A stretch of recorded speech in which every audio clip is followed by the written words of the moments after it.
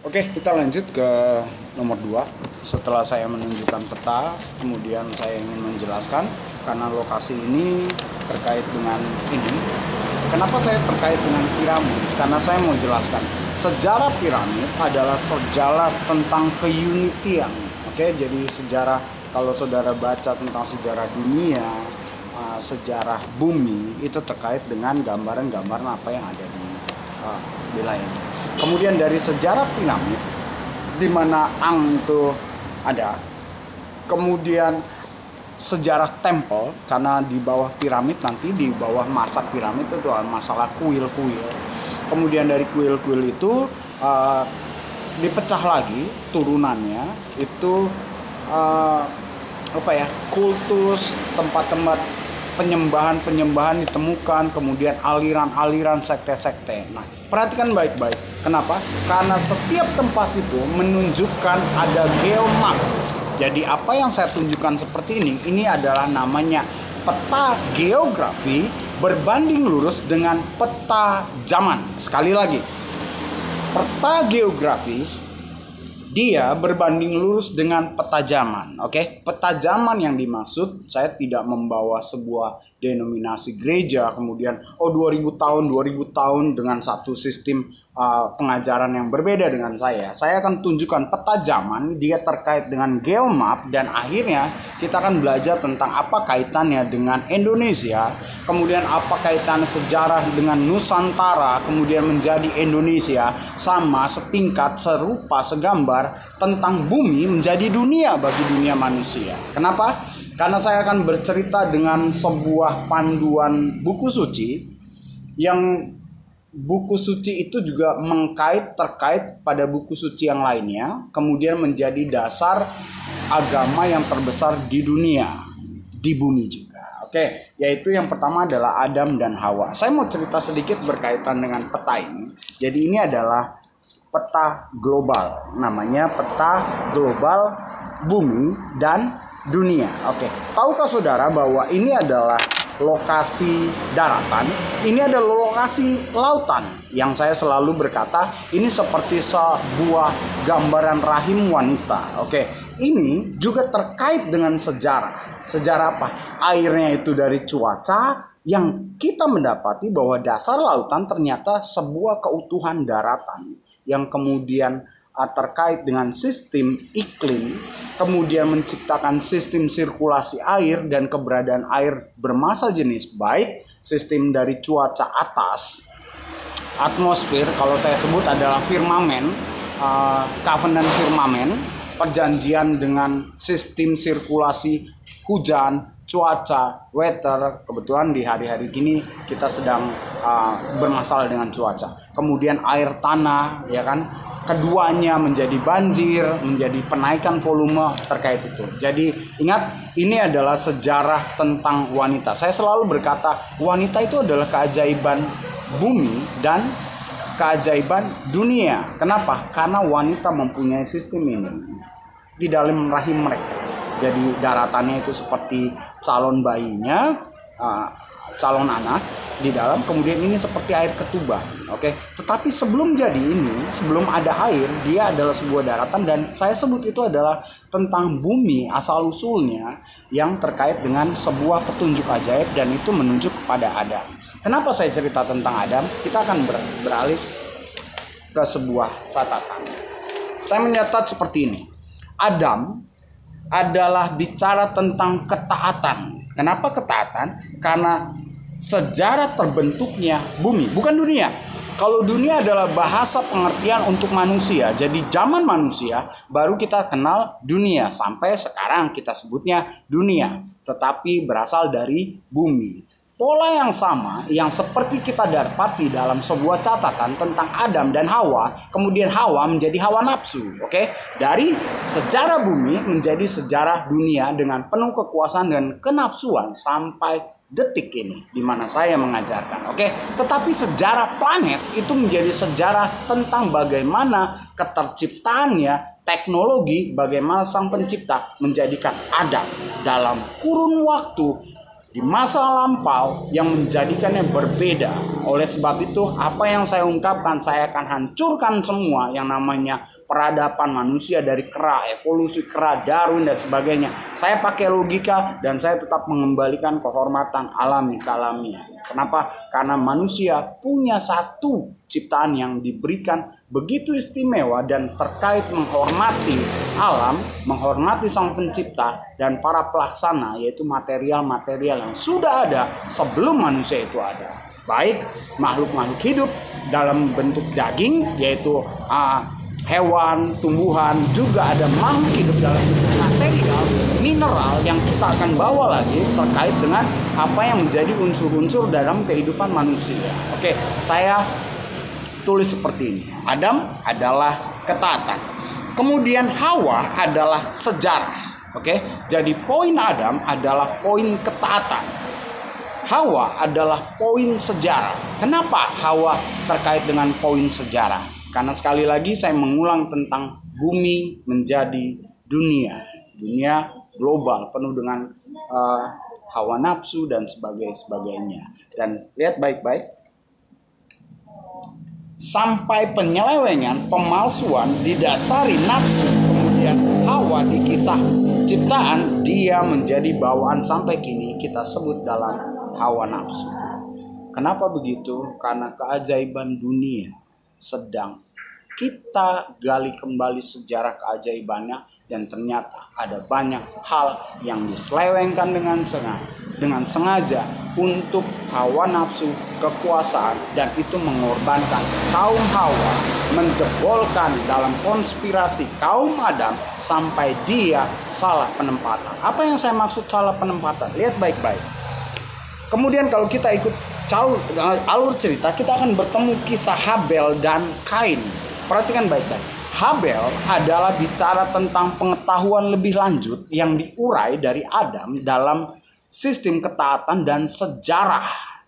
Jadi Habel adalah putra Adam yang dalam kisah itu menjadi konflikan dengan Kain. Siapa itu Kain? Kain saya jelaskan edukasi perluasan ketaatan kehidupan. Dan ini adalah Ang. Kenapa saya bilang itu? Karena terkait dengan, sekali lagi, gambar ini bicara adalah Ang dan bicara tentang siapa itu Kain, menerima tanda, bagaimana Anubis dan sejarah-sejarah sebelumnya. Tapi saya mau jelaskan tentang Habel. Kita tahu Habel ditulis dalam sebuah buku suci dan di situ dikaitkan konflikan dan dia dibunuh. Nah, ini adalah sebuah penggeseran sejarah yang saya tuliskan tentang Hawa. Oke, Hawa menjadi hawa nafsu, kemudian merubah dan menggeser dari sejarah dan juga titik ketaatannya. Kenapa? Kita tahu bahwa kalau Habel dia menjadi penempatan pengetahuan asli yang diturunkan, cerita Habel menjadi musnah. Kenapa? Habel mengalami kematian. Tetapi cerita asli, sejarah asli itu menjadi ditutupi sehingga kita hanya bisa melihat hal-hal yang kalau kita dapati ternyata itu semuanya sudah didesain dan dikondisikan seperti Hawa menjadi hawa nafsu. Cara lihatnya adalah seperti ini. Saya mau bilang ini adalah titik Adam. Kemudian ini adalah dimulai 1, 2, kemudian sebagainya. Dan di sini itu bicara tentang Mesir. Kain operasionalnya, dan di sini semua bergerak itu berdasarkan dengan Bible, logika. Itu sebabnya ini bicara tentang keluasan. Kenapa keluasan maksimal di sini? Kita tahu Illuminati dia punya tanda juga, dan di sini kalau Anda print internal, print kedalamannya, saudara akan mendapati di sini ada titik. Dan kalau kita masukkan peta ini, dia akan menjadi sebuah peta di mana titiknya adalah lembah para raja-raja di seputar piramid Giza dan berseberangan dengan Laut Mati, yaitu Mekah. Ada apa di sana? Ada sejarah juga yang ternyata sejarah dan penempatan ketaatannya digeser atas nama pengetahuan. Kenapa digeser atas nama pengetahuan? Saya mau menjelaskan bahwa Kain diceritakan berkelahi dengan Habel dan Habel ditiadakan. Siapa yang menggantikan Habel? Babel. Kenapa? Karena kita dapati Habel bukan seorang yang sembarangan. Dia meninggal karena ada sebuah peristiwa yang saya sebut ironi tragedi, yang gambarannya saudara bisa dapatkan kekinian. Itu sebabnya Bible berkata, apa yang terjadi sekarang dahulu pernah terjadi.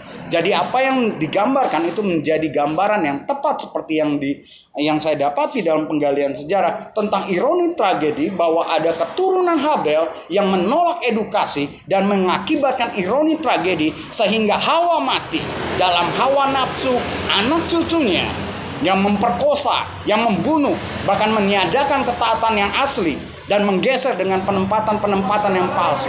Kenapa? Karena Habel digantikan oleh Set dan konspirasi bersama dengan Ham. Itu sebabnya kekaitan sekarang terkait dengan Ham berkonspirasi, terkait dengan settingan yang palsu dan penyembunyian pengetahuan, penempatan, dan ketaatan yang asli dalam penutupan sejarah demi kenafsuan penguasaan yang sama nilainya Kejadian sampai Mesir dengan satu posisi serupa segambar tentang Nusantara, Indonesia, dan NKRI harga mati di hari ini.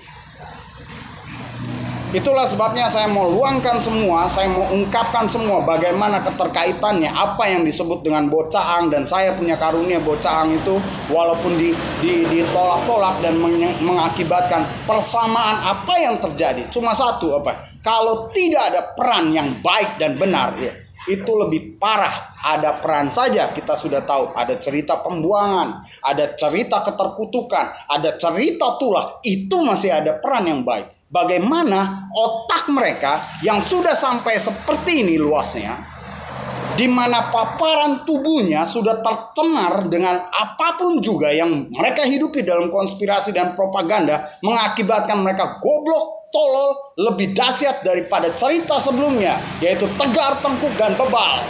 Dan itu terkait dengan sebuah sistem namanya kristalisasi, yang kita kalau tempatkan dalam peta itu adalah pemisahan mana kristal, mana isalisasion. Sebelah kiri, sebelah kanan, dan kita tahu di mana sistem pemerintahan kita yang mengakibatkan dan menyebabkan pengulangan. Saya akan bicara selanjutnya, kita akan terkait Ham, Set, kemudian keturunannya, bagaimana Kain mendidik Firaun pertama, Ramses, bagaimana dia adalah seorang yang menjadi sosok pembangun. Dalam istilah Jawanya itu satrio apa, karena ada 7 satrio, itu adalah gambaran seperti yang saya ungkapkan. Adam itu siapa, ini siapa, apa terkaitannya dengan Nusantara. Kenapa Nusantara disebut Gajah Mada? Kalau kita balik dia menjadi Adam, ya kan? Bagaimana terkait dengan Brawijaya, terkait dengan cerita Abraham, Ibrahim. Kenapa Bra-nya di dalam kapital? Apa itu kapital dalam bahasa komunikasinya seperti apa? Semuanya terkait. Dan satu yang lucu, saya mau tunjukkan sebuah peta yang saya kaitkan dengan peta Indonesia selanjutnya. Saudara boleh lihat ya. Ini adalah peta lebih lanjut. Dan kalau kita tempatkan, ini adalah Yunani bawah, kemudian ini, ini adalah Arab Saudi, Mekah, dan ini adalah Giza dan seputarnya. Dari sini saya mau tarik lurus adalah horizontal. Di sini ada banyak cerita tentang keemasan, anak lembu emas, pecahan-pecahan, koin-koin dan sebagainya. Saya tandai titik. Kemudian semakin ke bawah, saudara akan mendapati ada banyak cerita-cerita sampai gunung emas di Kongo, dan di sini ada titik berlian, ya kan, beladi, berlian berdarah dan sebagainya. Ini horizontal. Saya mau bawa Anda melihat peta Indonesia dari Sabang sampai Merauke. Dan kalau saya kembalikan begini, saudara akan mendapati di sini ada titik-titik penyebaran, kita sebut sama perluasan Serambi, Mekah, Mecah. Di bawah ada penggunungan yang namanya Freeport, Papua. Di tengah-tengah antara Bali dan Kalimantan, ini garis ya. Ini didapati ada galian intan. Dan ada galian yang saya cari materialnya. Apa itu? Batuan alam. Kok bisa kebetulan ya? Namanya horizontal, vertikal. Kalau saya lebih luas lagi, horny zone dan very critical. Oke, itu sebabnya masih bersama dengan saya Jero Wijero. Bagaimana kita melihat penempatan ini bicara tentang satu, kemudian ada lagi yang lain terkait dengan kehilangan bahasa matahari, mengerti bahasa matahari. Kita akan melihat ini adalah simbol bagaimana matahari bisa bicara, bagaimana 3 planet, bagaimana sejarah kejadian bumi sebelum menjadi dunia global manusia, dan kemunafikan semua dibongkar di sana. Jadi Indonesia, kamu mau lari kemana? Bocaang dan Satrio Piningin sudah ada. Kalau tidak ada peran itu dan Anda tidak menggenapinya, Anda mencari kutub dan tulah, dan Anda terbukti mengorbankan begitu banyak nyawa dan pasti mendapatkan. Itu sebabnya kini kita hadapi alam bagaimana menjalankan tanggung jawab. Saya menjalankan tanggung jawab untuk menghormati Allah, dan kalian tetap dalam permainan kemunafikan, kegoblokan, ketololan dalam tegar tengkuk yang di bawah, semakin ke bawah semakin meluas dan tetap tidak bisa menyelesaikan masalah, alias goblok dan total. Oke, masih bersama dengan saya Jero Wijero dalam sejarah dan perkembangan dalam karunia Bocah Angon menuju sebuah sistem di mana Saul terkait dengan Daud, si bocah Angon yang menjadi satria, yang menjadi piningit dan melawan Goliat dengan batu alamnya, tepat di mata ketiga. Itu sebabnya penempatan saya menjadi penempatan mata ketiga. Saya iblis, bukan iblis. Iblis goblok.